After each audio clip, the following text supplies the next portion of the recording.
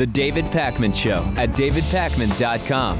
We are back live. It's no longer repeats, Lewis. We have come and gone from our vacations, and now it's time to get back to work.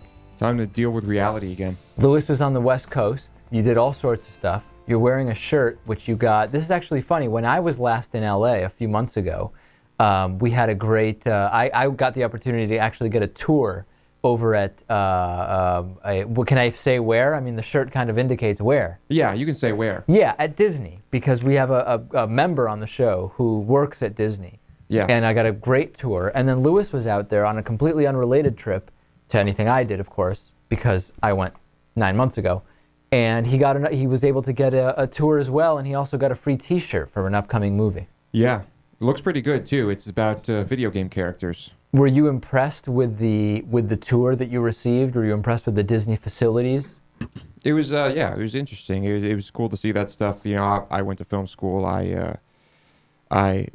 dipped into that a little bit. It was nice to see some high budget production things happening. Fascinating stuff. Yeah. And while Lewis was on the West Coast, I was in Argentina visiting family on vacation. Had some great flight delays. I had some great turbulence coming back. Didn't throw up. I mean, like I said, Lewis, I don't really have problems like Lewis does on planes or on automobiles.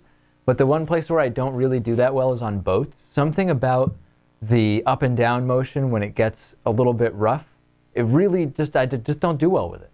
Yeah, but you did take a boat ride, right? I took a boat ride because for a couple days I went from Argentina over to Uruguay. And I took this boat. It was 50 minutes on the way over.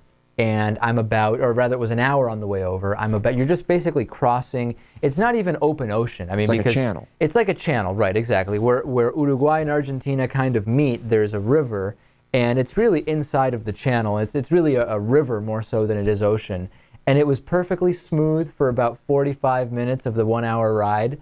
And then I start to feel the swells going a little bit. I had taken my Dramamine. I had taken all the necessary precautions. And it starts getting a little rough, I must admit, and I start feeling a little queasy.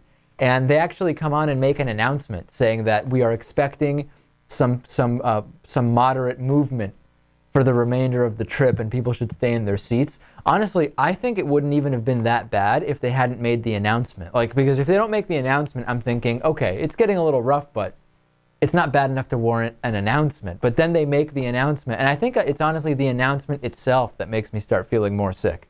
Certainly can't help. No, and I just kind of sat there without moving for the remaining 15 minutes, and fortunately, nothing happened. And on the way back, it was a 3 hour ride because we came back from somewhere else. It was like a 3-way trip.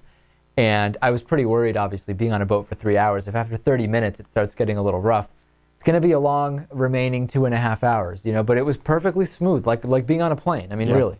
Oh, good. You made it. I made it back. Yeah, no problem at all. Another funny thing was that we, outside, I rented an apartment which was on the 8th floor of a building in a pretty, central area in Buenos Aires. And a lot of mornings around 9 a.m., I started hearing a megaphone, okay? Some kind of loud voice, okay? And I thought, there's protests all the time. People protest here pretty regularly because there's a lot to protest as far as the government and the local police and everything goes. But then I thought, this doesn't really sound like a protest, and it seems to be driving around. And it was a guy sitting on my brother had Natan, who will be back tomorrow with us. It's a guy who has a loud speaker, and he sits on the back of a truck, and they drive around, and he talks about the products that he's buying and selling. But when you're 8 stories up, you can't really distinguish the voice. So it just all you hear is very, very loud enough to kind of vibrate the entire building, essentially. Right. Every single time I look out, can't see anything. That's the type of thing where if in New York City, some random guy starts doing that to sell computer parts, the police show up pretty quickly and give the guy probably a $300 noise pollution ticket or something. Yeah. Not in Argentina. Not the case. No. Not the case at all.